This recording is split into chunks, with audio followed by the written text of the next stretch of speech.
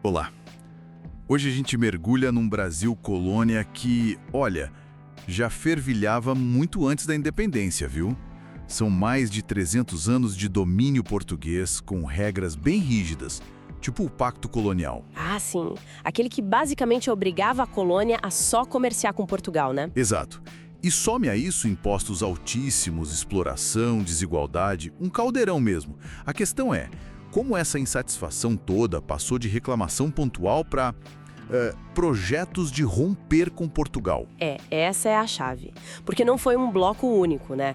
A gente teve, assim, desde protestos bem locais, sabe, focados em problemas da administração sem querer a independência, até conspirações já com ideias de república, influenciadas pelo iluminismo, pela independência americana que tinha acabado de rolar.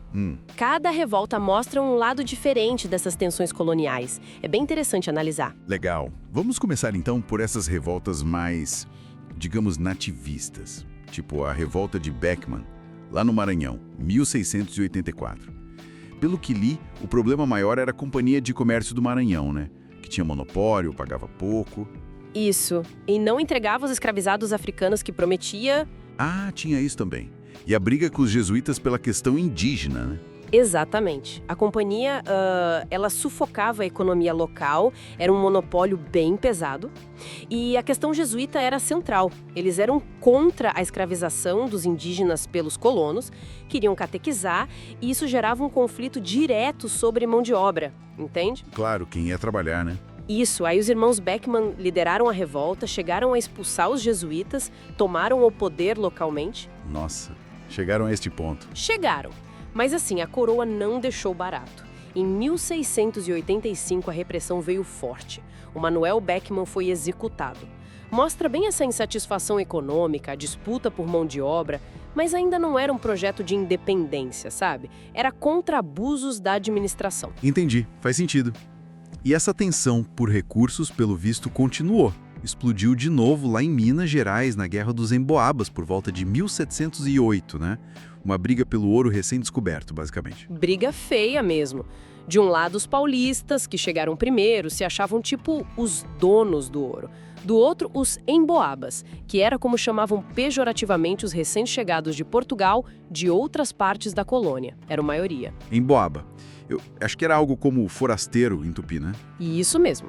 E os emboabas, liderados por um português chamado Manuel Nunes Viana, acabaram vencendo o conflito. E qual foi a consequência disso tudo? Bom, a coroa portuguesa percebeu que precisava botar ordem ali, controlar Minas mais de perto. Aí o que ela fez? Separou a capitania de São Paulo, criou a capitania das Minas de Ouro. Ah, para ter um controle mais direto. Exato. E apertou a fiscalização, a cobrança do quinto, que era o imposto sobre o ouro. Ou seja, um conflito interno acabou gerando mais controle da metrópole. Interessante. Então a gente vê essas tensões econômicas regionais explodindo bem cedo. Mas aí, no final do século XVIII, parece que a coisa muda um pouco de figura, né? Com as ideias do iluminismo chegando, os ecos da independência dos Estados Unidos. Sim, o clima intelectual e político estava mudando no mundo. Isso chegava aqui, mesmo que filtrado. E aí entram as revoltas que queriam mesmo romper com Portugal. A mais famosa talvez seja a Inconfidência Mineira, 1789. Essa é super emblemática, organizada pela elite de Minas. Mineradores ricos, padres influentes, militares, poetas, como Cláudio Manuel da Costa, Tomás Antônio Gonzaga. A motivação principal era a crise do ouro, os impostos considerados abusivos e o medo da derrama. A derrama. Aquela cobrança forçada para atingir a cota de ouro anual para a coroa, né? Isso, era uma ameaça constante. E eles já tinham um projeto inspirado nos Estados Unidos. Uma república, eleições, incentivam manufaturas. Mas, peraí, essa elite toda pensava igual. Por exemplo, numa questão tão central quanto a escravidão, tinha consenso? Opa, ótima pergunta. Não tinha consenso. A questão da escravidão era um ponto de divisão enorme ali dentro. Alguns defendiam o fim, outros nem tocavam no assunto. Essa divisão interna, claro, enfraqueceu o movimento. E acabou sendo traído, né? Foi. Antes mesmo de começar, o Joaquim Silvério dos Reis delatou tudo em troca do perdão de suas dívidas. A coroa agiu rápido, prendeu todo mundo e a punição foi exemplar, especialmente a execução do Tiradentes. Tiradentes que era um dos que mais falava, que mais divulgava as ideias, né? Exato. Ele não era da elite mais rica, era alferes, dentista prático, mas era um grande articulador e propagandista. A execução dele, super violenta, esquartejado, foi um recado claro da coroa. Pesado. E o contraste com o que rolou logo depois na Bahia, em 1798, é bem grande, né? A Conjuração Baiana ou Revolta dos Alfaiates. Parece bem diferente. Nossa, completamente diferente. Tanto na base social quanto nos objetivos. A Conjuração Baiana teve uma influência fortíssima da Revolução Francesa, especialmente da fase mais radical, jacobina. Liberdade, igualdade e fraternidade. E o que eles queriam na prática? Olha, bem mais radical para a época. Independência, claro, república, livre comércio, mas também, e isso é fundamental, o fim da escravidão e igualdade racial. Igualdade racial? Em 1798? Uau! Pois é. E melhores salários para os soldados, que também estavam muito insatisfeitos. A base era muito popular. Alfaiates como o Manuel Faustino, João de Deus, soldados como Luiz Gonzaga das Virgens, pessoas escravizadas, libertos. E gente de todo tipo, então. Sim, e até figuras letradas como o médico Cipriano Barata.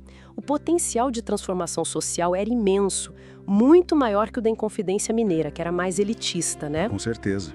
Mas também foi reprimida, né? Também.